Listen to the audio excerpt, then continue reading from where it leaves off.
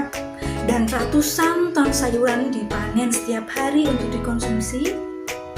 Pernahkah kalian berpikir jika sumber daya alam tersebut terus digunakan akan mengalami kepunahan? Lalu bagaimana supaya sumber daya alam hewan dan tumbuhan tidak mengalami kepunahan? Hewan dan tumbuhan merupakan sumber daya alam terbarukan yang dapat terus dilestarikan dengan upaya perkembangbiakan.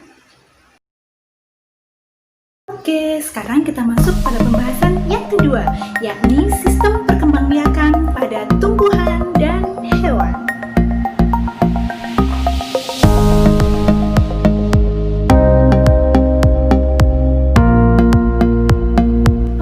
Untuk pembahasan yang pertama, kita akan belajar tentang perkembangbiakan pada tumbuhan. Kenapa Bu kita mesti mempelajari ini? Karena setelah mempelajari materi ini, Ibu harap kalian bisa memahami bagaimana tumbuhan bisa tumbuh dan berkembang. Setelah kalian mengetahui, Ibu harap kalian akan dengan mudah untuk melestarikan dan mengembangbiakan tumbuhan. Kita akan mengenal dua jenis perkembangbiakan pada tumbuhan, yaitu perkembangbiakan secara generatif dan perkembangbiakan secara vegetatif. Lalu apa itu perkembangan generatif dan vegetatif? Oke, untuk yang pertama, perkembangbiakan generatif, yaitu perkembangbiakan yang melibatkan sel kelamin jantan dan sel kelamin betina, atau disebut juga dengan perkembangbiakan secara kawin. Dan untuk selanjutnya, yaitu perkembangbiakan secara vegetatif, yaitu perkembangbiakan yang tidak melibatkan sel kelamin jantan dan sel kelamin betina, atau kita kenal dengan perkembangbiakan secara tidak kawin. Dan perkembangbiakan secara vegetatif dibagi menjadi dua jenis, yaitu vegetatif alami dan vegetatif buatan. Perkembangbiakan vegetatif alami meliputi membelah diri, spora, rizoma, stolon, umbi akar, umbi batang, umbi lapis, dan tunas. Dan perkembangbiakan vegetatif buatan meliputi mencangkok, menempel, menyambung, dan merunduk. Perkembangbiakan yang pertama adalah membelah diri. Nah, perkembangbiakan ini terjadi pada tumbuhan tingkat rendah yang hanya memiliki satu sel. Contohnya yakni ganggang hijau. Baiklah, selanjutnya perkembangbiakan melalui spora. Perkembangbiakan ini biasanya terjadi pada tumbuhan paku-pakuan. Contohnya tanaman suplir, seperti gambar berikut. Nah, kita ketahui di bagian belakang daun tersebut terdapat bagian bulat yang disebut dengan kotak spora. Di dalam kotak spora inilah terdapat spora. Selanjutnya adalah perkembangbiakan secara rizoma atau akar tinggal. Akar tinggal sendiri merupakan batang yang terdapat di dalam tanah. Batang ini berruas-ruas dan tumbuh secara mendatar. Nah, di setiap ruas akan muncul akar. Nah, dari sinilah akan bisa menjadi tanaman baru. Contoh dari tanaman yang berkembang biak secara rizoma adalah lengkuas, jahe, dan kunyit. Selanjutnya, perkembangbiakan secara stolon atau geragi yang merupakan batang yang tumbuh secara menjalar. Pada bagian batang yang menyentuh tanah akan muncul akar. Nah, pada bagian batang ini akan tumbuh menjadi tanaman baru.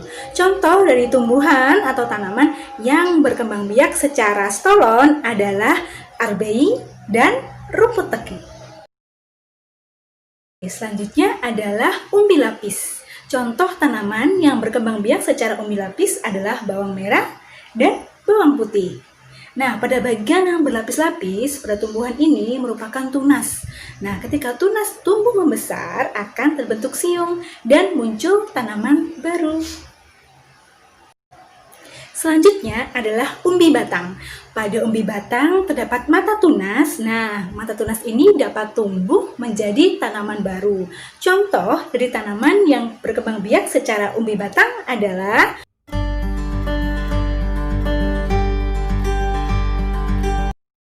Selanjutnya, umbi akar. Akar yang berubah fungsi untuk menyimpan cadangan makanan disebut sebagai umbi akar. Nah, tanaman yang berkembang biak secara umbi akar adalah wortel dan bunga dahlia. Selanjutnya adalah tunas. Tunas muncul pada pangkal batang, dan pangkal batang ini terdapat di dalam tanah. Tunas dapat tumbuh menjadi tanaman baru dan membentuk rumpun. Contohnya adalah pisang dan bambu. Namun, tunas tidak hanya muncul pada pangkal batang, dapat kita temui pada bagian tumbuhan yang lain, yakni akar dan daun. Atau bisa kita sebut sebagai tunas adventif. Nah, tanaman yang berkembang biak secara tunas adventif, contohnya adalah cocor bebek dan sukun. Selanjutnya, kita masuk pada perkembangbiakan vegetatif secara buatan. Yang pertama, contohnya adalah mencangkok. Seperti pada gambar berikut. Kita lihat, mencangkok dapat kita lakukan pada tanaman mangga, rambutan, dan jambu. Mencangkok sendiri merupakan kegiatan untuk membuat cabang batang tanaman menjadi berakar. Berikut contoh cara mencangkok.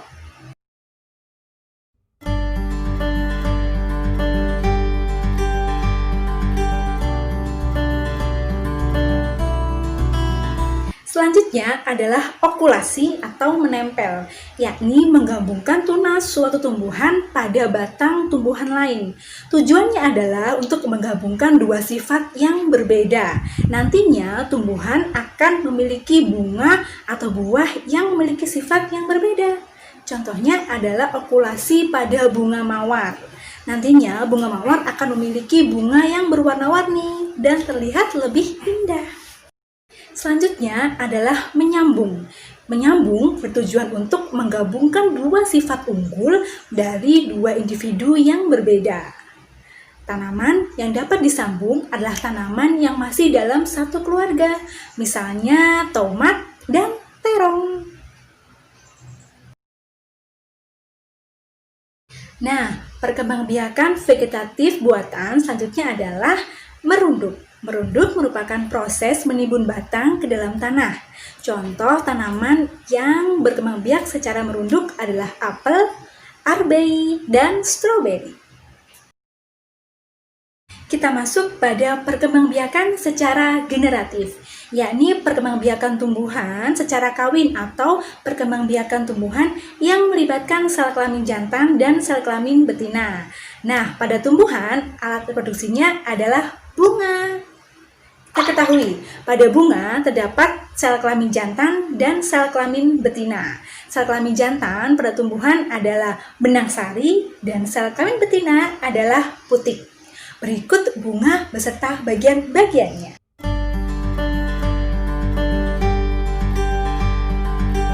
Nah, selanjutnya, perkembangbiakan secara generatif dapat dilakukan melalui proses penyerbukan. Penyerbukan sendiri merupakan proses jatuhnya serbuk sari di atas kepala putik. Dan penyerbukan memiliki berbagai jenis. Yang pertama yakni penyerbukan sendiri atau autogami, penyerbukan tetangga atau geitonogami, penyerbukan silang atau alogami, dan penyerbukan bastar. Lalu apa saja perbedaannya? Mari kita pelajari satu persatu.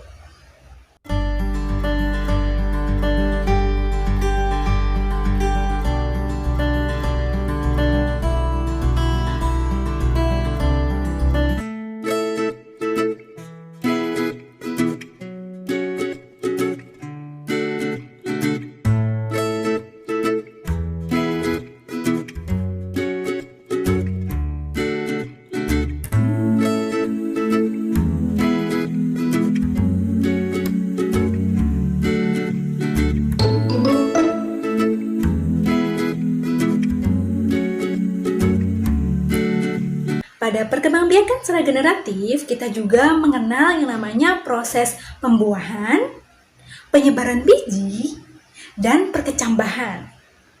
Lalu bagaimana saja prosesnya? Mari kita pelajari.